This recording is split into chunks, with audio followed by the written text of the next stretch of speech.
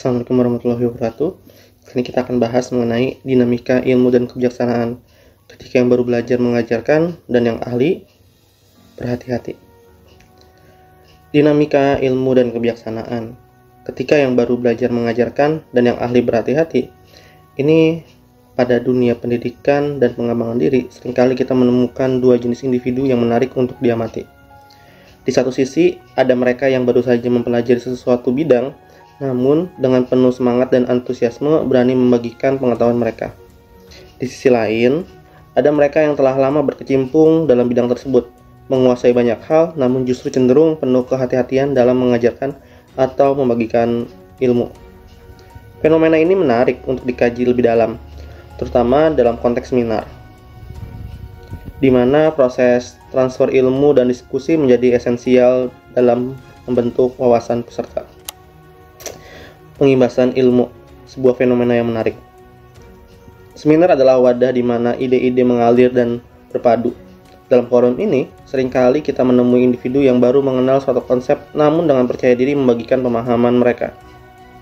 Ada energi yang berbeda ketika mereka bawa. Mereka cenderung berbicara dengan penuh semangat, tanpa terbebani oleh kekhawatiran yang berlebihan mengenai ketepatan informasi yang mereka sampaikan. Di mata mereka, ilmu yang baru saja dipelajari terasa begitu segar dan revolusioner. Mereka memiliki kewajiban untuk segera membagikannya, seolah-olah dunia akan kehilangan sesuatu yang penting jika mereka tidak segera melakukannya. Sebaliknya, individu yang telah lama menekuni bidang tersebut justru tampak lebih berhati-hati. Setiap kata yang mereka ucapkan penuh pertimbangan. Mereka tampaknya sadar bahwa ilmu bukan hanya soal apa yang diketahui, tapi juga bagaimana cara menyampaikannya. Mereka paham bahwa dalam setiap konsep terdapat lapisan-lapisan makna yang kompleks dan menyederhanakan bisa beresiko menyesatkan. Bagi mereka, membagikan ilmu bukanlah sekedar berbicara, melainkan tanggung jawab moral dan intelektual. Energi dan antusiasme dari yang baru belajar. Mengapa mereka yang baru saja belajar cenderung begitu antusias? Salah satu alasannya adalah fenomena yang dikenal sebagai Dunning-Kruger Effect. Fenomena ini menjelaskan bahwa individu dengan sedikit pengetahuan dalam suatu bidang ini cenderung melebih-lebihkan pemahaman mereka. Mereka merasa sudah cukup tahu, meskipun pengetahuan mereka baru berada di permukaan. Ini bukan berarti mereka sombong atau merasa pintar, tetapi karena keterbatasan pengetahuan itulah mereka tidak menyadari betapa luasnya dan kompleksnya bidang tersebut. Namun, ada sisi positif dari fenomena ini. Energi dan keberanian mereka seringkali menjadi katalisator bagi diskusi yang lebih luas.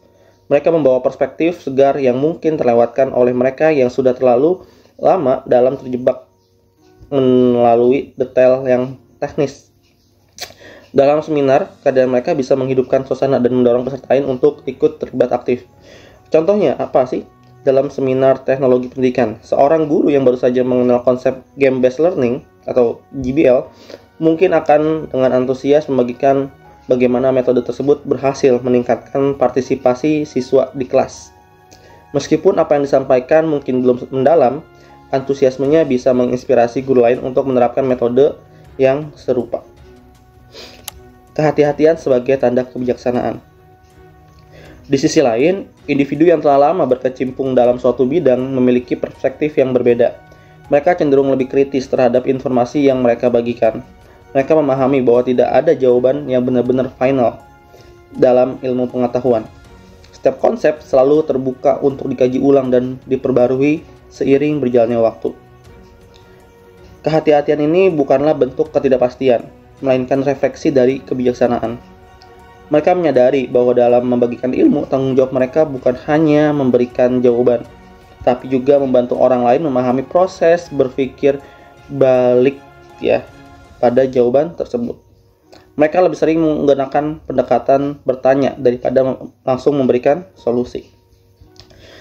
Seorang dosen matematika, kalau kita lihat lagi, misalnya, mungkin tidak akan langsung memberikan rumus atau jawaban dalam seminar. Sebaliknya, ia akan mendorong peserta untuk mengeksplorasi berbagai pendekatan dan memahami prinsip-prinsip dasar sebelum mencapai jawaban. Proses ini memang lebih lambat, tapi hasilnya lebih mendalam dan tahan lama. Keseimbangan dalam transfer ilmu.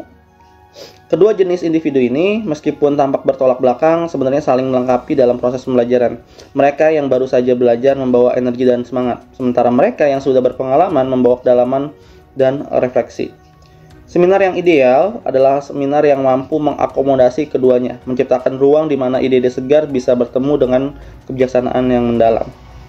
Untuk mencapai keseimbangan ini, fasilitator seminar perlu memainkan peranan penting. Mereka harus mampu mengarahkan diskusi sehingga tidak didominasi oleh satu pihak saja. Salah satu cara yang efektif adalah dengan mendorong kolaborasi antar peserta yang memiliki latar belakang dan tingkat pengalaman yang beragam. Misalnya dalam seminar mengenai strategi pembelajaran abad ke-21, fasilitator bisa meminta peserta dengan pengalaman panjang untuk menjadi mentor bagi peserta yang baru memulai. Dalam sesi diskusi kelompok, peserta yang baru belajar dapat mempresentasikan ide-ide mereka, sementara peserta yang lebih berpengalaman lagi memberikan umpan balik dan memperdalam diskusi.